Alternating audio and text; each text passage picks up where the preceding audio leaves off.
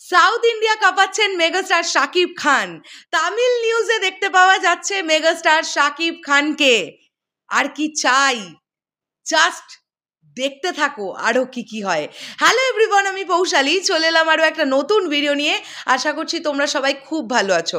বন্ধুরা, আমি একটা জিনিস আবারও একবার তোমাদেরকে বলতে চাই, আজকে ব্যাক টু ব্যাক কিন্তু অনেকগুলো কন্টেন্ট আসবে, কোনোটার নোটিফিকেশন যাবে, কোনোটার নোটিফিকেশন যাবে না।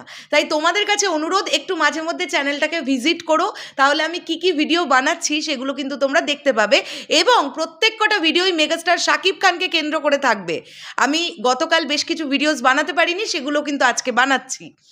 এখন আমরা এই ভিডিওতে আলোচনা করব তামিল নিউজে মেগাস্টার শাকিব খান। 2007 সালে থালাপতি বিজয়ের একটি সিনেমা ছিল, যে সিনেমাটার অফিসিয়াল রিমেক হয়েছিল 2011 সালে। সিনেমাটার নাম ছিল মনের জ্বালা। নায়ক হিসেবে আমরা দেখতে পেয়েছিলাম মেগাস্টার শাকিব খানকে, নায়িকা হিসেবে আমরা দেখতে পেয়েছিলাম অপু বিশ্বাসকে, এবং এই ছবির পরিচালক হিসেবে কাজ করেছিলেন মালেক আফসারি। বাই দ্য ওয়ে, জেমসের কি খবর? জেমস কি আসছে মালেক আফসারির ডিরেকশনে? জানি না, ফাইনালি কোনো খবর পেলে নিশ্চয়ই তোমাদেরকে জানাবো। তার আগে এটা নিয়ে কোনো ভিডিও করছি না।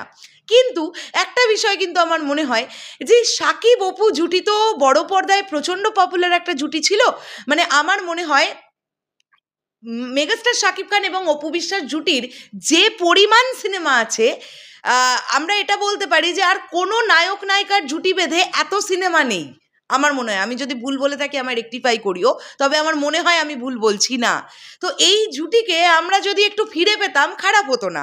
তবে হ্যাঁ, সেটা কখনোই মেনস্ট্রিম মশালা ছবিতে কিন্তু ফিরে পেলে হবে না, একটু অন্য ধরনের গল্পে আমাদের ফিরে পেতে হবে, এবং যদি পাই আমরা খারাপ লাগবে না, একটু অন্য ধরনের গল্পে। তো চলে আসি, সান টিভি গতকাল একটি নিউজ করেছিল, তোমাদেরকে একটি স্ক্রিনশট দেখাচ্ছি, তোমরা দেখতে পাচ্ছ। এবং সেখানে আমরা দেখতে পাচ্ছি একদিকে থালাপতি বিজয়, আবার আমরা একই ফ্রেমের মধ্যে একই ছবির মধ্যে কোলাজ করে দেখতে পাচ্ছি মেগাস্টার শাকিব খানকে। এবং এই সিনেমাটা মনের জ্বালা সিনেমাটা তো প্রচণ্ড ভালো চলেছিল, এবং সেই সঙ্গে সঙ্গে এই সিনেমার যে যে গানগুলো ছিল সেই সময়কার প্রচণ্ড ভাইরাল হয়েছিল গানগুলো। তোমরা কি আমাকে কমেন্ট বক্সে একটু লিখে জানাবে সবচেয়ে ভাইরাল হওয়া গান এই সিনেমার কোনটা ছিল?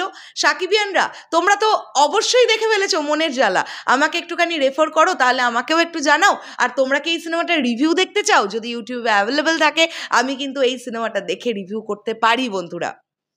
তো মেগাস্টার শাকিব খান আজ থেকে নয়, মানে অনেক দিন থেকেই তার যে একটা পরিসর আছে এটা কিন্তু অনেকেরই অবগত, কিন্তু তিনি একদম সামনাসামনি আসছিলেন না। এতদিন এইভাবে চিন্তা ভাবনা করা হয়নি যে তাকে নিয়ে এরকম ছবিও করা যেতে পারে যেটা প্যান ইন্ডিয়ায় মুক্তি দেওয়া হবে। যেমন দরদ সিনেমাটা প্যান ইন্ডিয়ায় আসছে, এবং এই সিনেমাটা প্রচণ্ড ভালো একটা কিছু বিজনেস করতে আসছে, এটা আমরা আশা করতে পারি। তার আগে রিসেন্টলি তুফান আসবে, তুফানও একটা মারাত্মক কিছু করবে আমরা আশা করতে পারি। এবং দেখা যাক তুফান ওয়ার্ল্ড ওয়াইড রিলিজ দেওয়া হয় কিনা, কেননা ইন্টারন্যাশনালি রিলিজ 28 জুন বলা হয়েছে। তো এটা কিন্তু একটা দেখবার মতন বিষয়। আর আমাদের প্রত্যেকের ভীষণই গর্ব হচ্ছে যখন আমাদের বাংলার কোনো একজন হিরো, যাকে দেখতে পাওয়া যাচ্ছে তাও এত বছর আগের একটা সিনেমার সেই ছবি দিয়ে আজও পর্যন্ত তামিল নিউজ তারা নিউজ করছে, তারা পোস্ট করছে সেই ছবি। অনেক ভালো লাগার মতন একটা ব্যাপার, অনেক ভালো, অবশ্যই গর্ববোধ হওয়ার মতন একটা ব্যাপার। তো এই পুরো বিষয়টাকে নিয়ে তোমাদের কি বক্তব্য? তোমরা কতটা আনন্দিত হয়েছো অবশ্যই সেটা কমেন্ট করো। আর আমি অবশ্যই সরি চেয়ে নিলাম যে সকল সাকিবিয়ান ভাইরা বোনেরা গতকাল থেকে আমাকে এই ফটোটা পাঠাচ্ছ এবং বলছো দিদি ভিডিও করো, দিদি ভিডিও করো।